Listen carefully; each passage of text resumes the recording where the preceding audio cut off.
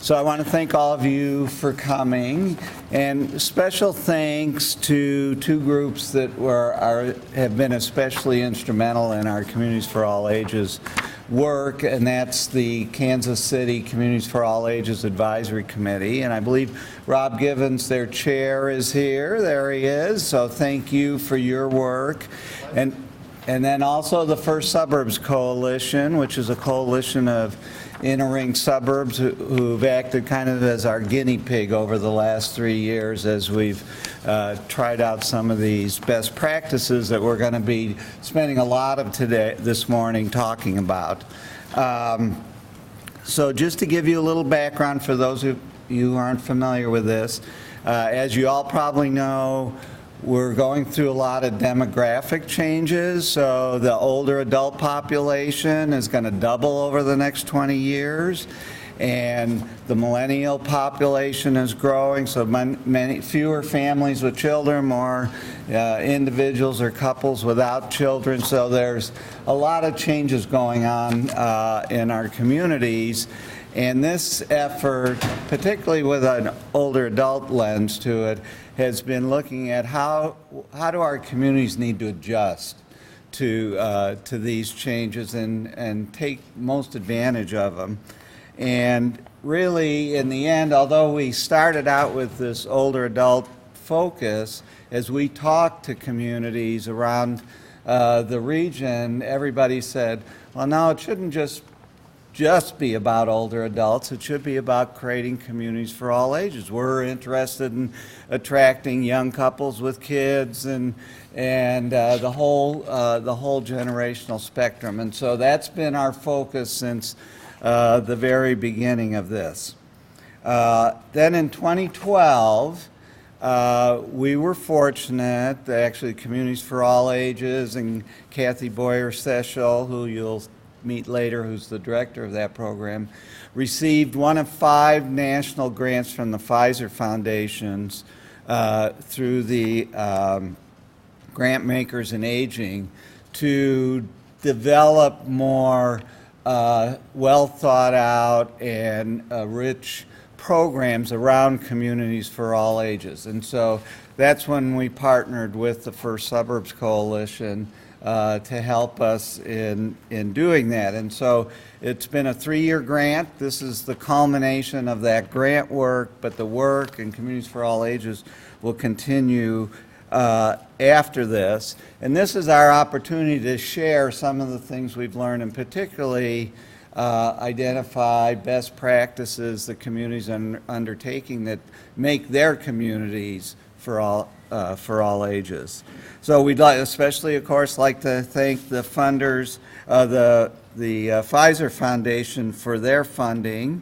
And also we have a number of local funders, the W.J. Brace Charitable Trust, Bank of America, Jewish Heritage Foundation, Roger and Corrine Durkee Fund, Greater Kansas City Community Foundation, Mark's Area Agency on Aging, Truman Heartland Community Foundation, and AARP. So there's a lot of partners involved in this, and we've included a lot more as we've progressed on. So I'd just like to mention a few of our accomplishments over the last few years, and then we'll get into our program. So one of the things the Communities for All Ages has done is partner with Mark's Transportation Department to bring an aging lens to their transportation planning work, and as they develop the long-range transportation plan, and particularly a program called Toward Zero Deaths, which is to eliminate traffic-related, transportation-related deaths in the region. Also, we've had a quite robust public awareness campaign. One of the things we've learned is public awareness is absolutely essential first step in whatever you do. People aren't really aware of what's going on and how it might impact them, and so you got to start out by having those discussions in communities. Then our work with the First Suburbs Coalition, which was around developing practices. And we've developed, through that work, we've developed several tools, some of which are in your packet, but Communities for All Ages toolkit to give communities ideas of how they can go about this. An Communities for All Ages checklist that is in your packet. So here's the kinds of things you need to think about if you want to create a community for all ages. And then we adopted a recognition program, and we awarded our first recognition for communities that have taken steps to be communities for all ages, and we'll have a little more of that near the end of the program. We've also conducted a number of workshops and programs to better understand and learn about how we can go about making our communities more age-friendly. And then we've developed or identified a lot of best practices, and so we're going to, a little later on, we'll be talking about 4 of those, but there's also in your packet a best practices guide where we have identified practices from here, but other parts of the country as well. So before we get into our best practices discussion and we hear from 4 different communities, one of the things that comes up is, well, why do this? What's the benefit? And so we commissioned Mark's Research Services Department to do some research on what are the economic benefits of an older adult population. Sometimes there's a bias that older adults are kind of more a burden to a community, and that's, as you'll find out here in a minute, that's not true. They're quite an economic benefit, as well as a benefit in many other ways through volunteers and whatnot. So with that, I want to introduce Frank Lenk, our Mark's Research Services Director, and he's going to show you some of our work on that. Thanks, Frank. Thanks, Steve.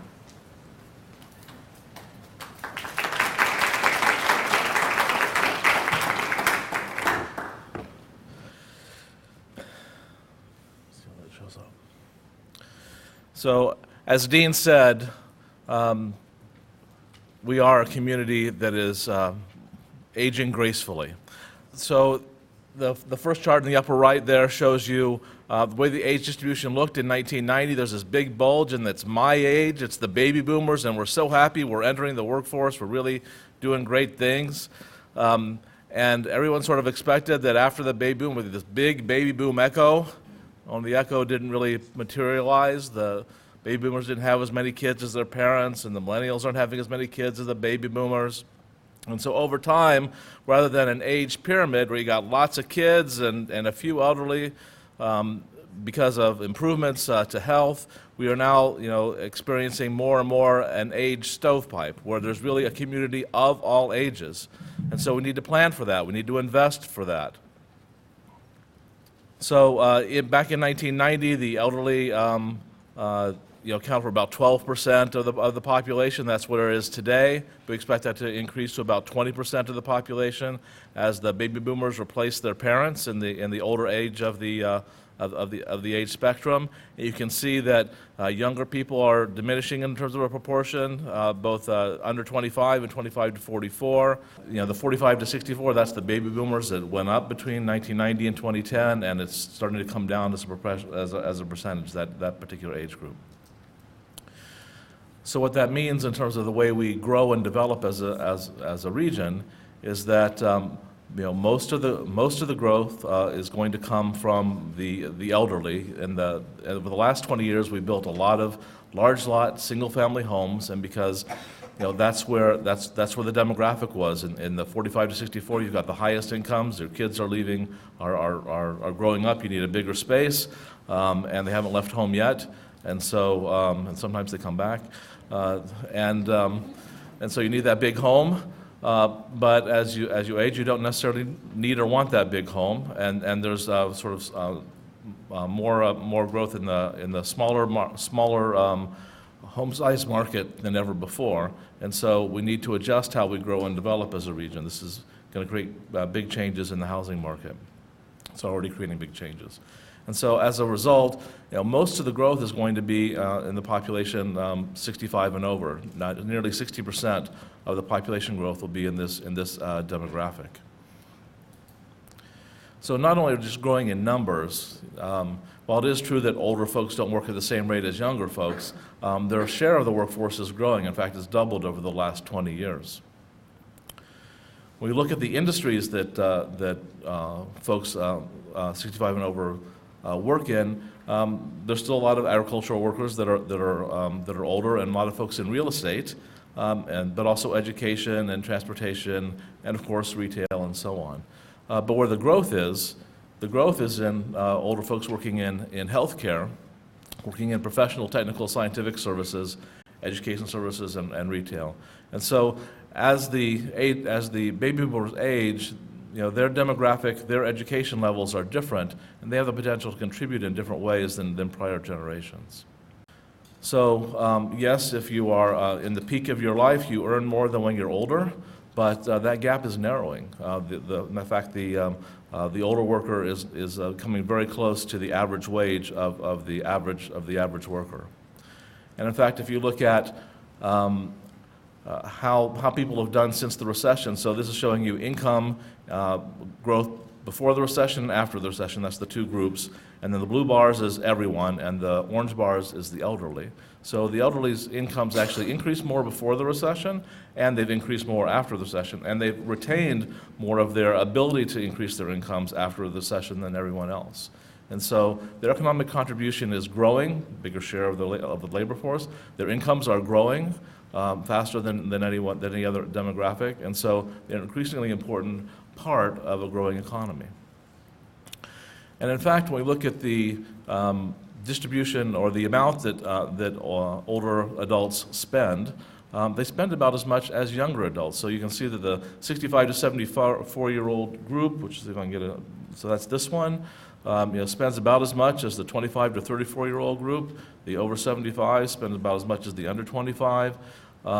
And so, yes, it's a little bit below average. This is the average, 51,000. But they spend about as much as younger households. So they're just as big a contributor to the economy as younger households. Again, the middle-income households, the middle-age households, are your peak earning years, and those still are the biggest contributors. And then if we look at where expenditures have grown, though, again, most of the growth has been in these older age groups, also in the under 25, but the middle ages have really either seen no growth or seen declines in their ability to spend. So there's a lot of spending power, and that's one measure of economic value, but there's also a huge amount of human capital embedded in older workers, or older adults. And so every generation tends to be a little bit better educated than the last, and as the baby boomers age and become older adults, then that's education, that's talent that we'd love to retain if we could find something for them to do. So this is looking at net migration of everyone, not just the older adults. But you can see that Kansas City, which is here in the center, and the blue bubbles are growth, and the red bubbles are where the blue bubbles are places where we migrate people in on net. They come to Kansas City from these places, and the reds are places where we lose people to on net. And so you can see that we lose to the mountains, and we lose to the coast, we lose to the Sun Belt, we lose to a lot of retirement locations. So a chunk of this is retirement migration, not all of it. We lose to the Ozarks. We're a net draw from Nebraska and Iowa and western Kansas. So we're a regional draw, but we are tending to lose people to Sun Belt areas. And then if you look at it by age, we lose a lot of college-going folks. And we just moved Columbia and Manhattan and Lawrence to Kansas City, then we would lose these folks. But they do exist elsewhere, and so we lose a lot of folks there. But they come back. That's good. They come back to Kansas City to work. But more disturbing where we lose them are in these middle ages when they're really the most productive and have the most income to spend, into the older ages. We tend to get them back when they're the oldest, maybe to come back and be with family. But we're losing them in this age group. And the question that we tried to address was, what if we were able to retain just a few more of them than we lose? There's two ways to think about increasing your net migration. One is to attract more people from elsewhere, but the other is to retain the folks who would otherwise leave, and that's really the easier thing to do. And so we looked at how many older folks leave the region on average every year. And the average is about 6,000 older adults leave the region every year since 2007. That's the average. It was below the average when the recession hit and no one was moving. It has been above the average a little bit since the housing markets have been frozen a bit. We took that average as a baseline and we said, what if you did the things in those packets? What if you actually created a community for all ages? What if you invested in ways that gave people things to do, that made it easier for them to get around, that made it easier for them to participate in society, that didn't isolate them? What if you did those things? Could we retain, instead of losing 6,000, could we only lose 5,400? Could we retain an additional 600 folks every year because we implemented these policies? It's a what if, it's not a forecast, it's not an estimate. It's a what if, but in what seems a reasonable range. We could retain 10% of what we're losing right now. What if we were able to enact policies that did that? So we have this economic model that we use. We use it to make long-range forecasts out to 2040 for our transportation plan. I use it every year for the chamber to make short-range forecasts. It's a pretty good model of how the economy behaves. And so we made this assumption: what if we could influence 600 older adults to stay in the economy rather than leave? And then what does that impact on the economy? Well, the interesting thing about older people is that they come with income. You know, they have retirement, they have Social Security, and that means that they have income to spend. When younger folks move here, we have to find them a job, or they just stick around and they're on the streets, so that's no good. But when older folks come, there's a benefit in that they come with income, generally. So if you are able to retain 600 people this year and 600 people next year, and the first 600 people don't leave, so then you got 1,200 in the second year, 1,800 in the year after that, so we ran it out for 10 years. Because there's spending going along and that attracts people for economic reasons to the region, we end up with about 7,000 more people after 10 years and about 2,600 more jobs in the region after 10 years of being able to retain folks. That's every year, more than that, probably beyond, that we would have that much more employment and population in the region. And then, because that spending does occur, we get a big boost to income, so that's the top line, as a result of being able to retain older folks in the region. So the economy grows on net. $1 billion here, $1 billion here, that's real money. That's what some senator said once. So it's real money that the region could benefit from if we could, just bend the curve a little bit and take advantage of this income. So, it's this is a little wonky, so bear with me. So, the Social Security income that folks get is a transfer payment from the younger generations to the older generations. I'm going to go back to this chart here. One of the questions that typically comes up is, well, okay, they spend more, but it's all going to medical care. They spend about the same, but it's all medical care, and that's just a drain on the economy. So I want to address that. It's not all drain on the economy. When we looked at, and it's not all on medical care, when we looked at the younger households and the older households and what they spend their money on, they spend the same on transportation, they spend the same on housing, they spend the same on entertainment. So yes, the elderly do spend more on medical care. But what do the young spend more on? They spend on savings for retirement. They have that withholding for Social Security. They have the savings that they're putting into the 401ks. So from an economic impact standpoint, savings are a leakage from the economy. It's money that's not spent. It's money that might be spent in the future, but it's not being spent today, so it's not impacting the economy today. Whereas the spending on medical care, well, that's doctors and nurses and hospitals and so on that are here in the community, and that has a bigger impact, actually. So for the same money, we actually probably are getting, for the same income, for the same spending, we're probably getting more of an economic impact from the elderly spending than the younger spending. So I thought I'd just clear that up a bit. So the other interesting thing is when this money is spent, what sectors get stimulated? And the number one sector is not healthcare, well, that's number two or number three. It's construction. Older folks need new homes. They need new sidewalks. They need things as well, and that income gets spent in the community, and a lot of it gets translated into construction dollars. A good chunk goes to retail, and a good chunk goes to healthcare as well. But they are helping the community progress by building a better region. So as a result, in conclusion, I would say that seniors are an increasing share of the economy, both in terms of numbers and in terms of spending, which is the second point there. They're growing in numbers and improving their spending power. If we can find ways to invest in and create a community for all ages, we can retain seniors who might otherwise leave. If we can do just a small amount, just bend the curve a little bit, keep 10% of the folks who might otherwise leave, we get huge economic benefits.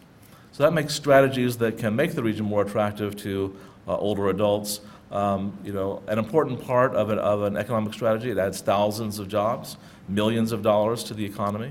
We are increasingly a community of all ages, so we need to become a community for all ages. But that's the punchline, is that by investing in a community that can retain these folks, we get millions of dollars of economic value, and we add thousands of jobs to the region. Thank you.